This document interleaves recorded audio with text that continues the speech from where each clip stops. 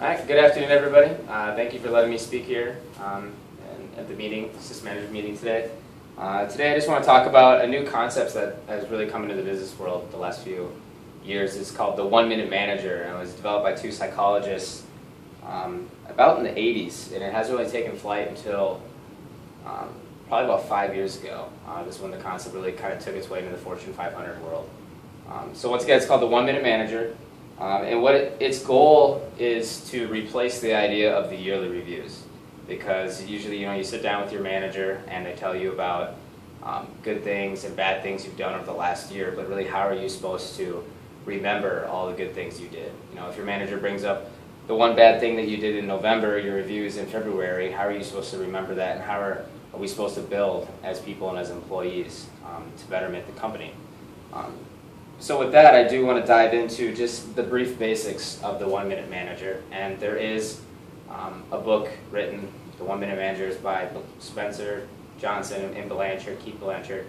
And you can pretty much get that anywhere, obviously. But today we're just going to go over the quick two sections of it. Obviously, when you're in your review, you have your praising and your reprimand. They tell you about all your good stuff, and then they go to your bad stuff. So this is just replacing it with everyday interactions between you as the manager and your employees that work under you. So we'll start with the 1-minute praisings, and there's just 5 simple steps. And remember that this is exactly as it happens. And and that's also step 1, is that it needs to be immediate. Don't wait for that employee review. If someone does something bad in their department, don't wait for the employee review, tell it to them right away. So it needs to be immediate. 2 is it also needs to be specific. You have to tell them exactly what you're talking about. Don't leave any confusion, and don't make it hard for them to understand what you're saying. 3 is tell how you feel. Tell them your feelings. So if you needed some kind of report done for a meeting later that day and they didn't get it done on time, let them know that you feel disappointed and you feel unprepared because now you have to go into that meeting without that report on time. The 4th step is to give it a few seconds. Just let it sink in a bit. Don't rush it. This also gives them a chance to ask you questions or to make a case for something. 5 is to reinforce. You want to reinforce this reprimand. You don't want to leave it off right there. You want to reinforce. You want to engrave it into their brain. And let them really remember that. Now the second part of the reprimand here is that you don't want to just go at them with the negatives. We talked about how they didn't get that report on time, and you don't want to end it with the reinforcement. There's a second part. The first part of that is to shake hands with them. Let them know that you're on their side. Let them know that you are right there with them, and that what they've done isn't, it hasn't hurt their standing with you, because it's just a simple 1-minute reprimand. 2 is to let the person know that they are valued still. Let them know they still value in the department or in your mind as an employee. Don't make them feel insignificant afterwards. 3 is to let them know that the frustration stems from the situation, not the person. And it stems from that specific situation.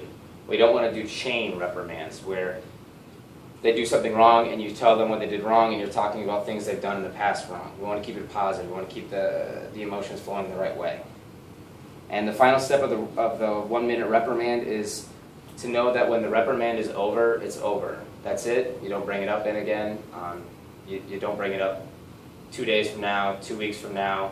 We're going to talk about it now, and that's it. Unless they make the mistake again, obviously, then you can let them know that they haven't fixed that mistake. But as long as the mistake they made, they're not making it anymore, let's not bring it up anymore.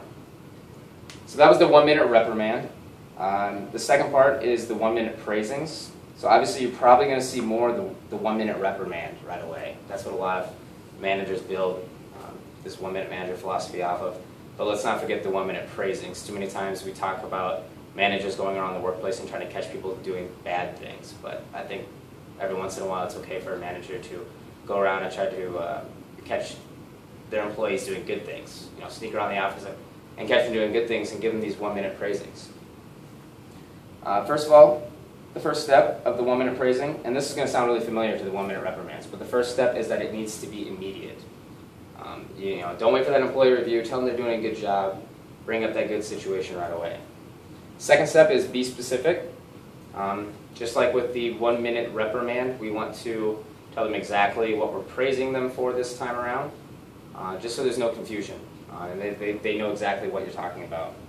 Third is to tell it how you feel. So instead of like before when they didn't get that report on time, if they did get the report on time, let them know that you feel grateful that they got it done on time and that you're going to feel prepared going into your meeting with your bosses. And the fourth step is to give it a few seconds, let it sink in, let them have a few seconds to ask you a question or to even thank you. That's usually the 1-minute praising is quicker than the 1-minute reprimand, obviously. There's not as much back and forth. The employee just kind of sits there and listens, but it's still important all the same.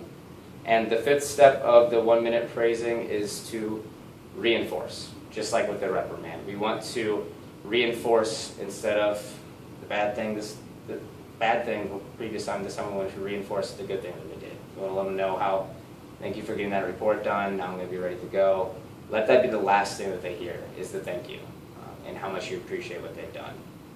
So I hope you take this idea of the 1-minute manager into the workplace with you over the next couple months. Hopefully we see a different setting for our employee reviews every year. If you find that this is helping, let me know, because that's always nice to hear when people really take this 1-minute manager seriously and they try to implement it into the workplace. So once again, just a quick review, just praising, the reprimand, just keep making sure to reinforce. And the key concept of this is that it has to be immediate. You can't do the 1-minute praising 2 days after it happened. Try to let them know right away. Do your best you can. So thank you for giving me about 5-7 minutes here to talk to you guys about this idea. And I hope you guys have a good rest of the day. Thank you.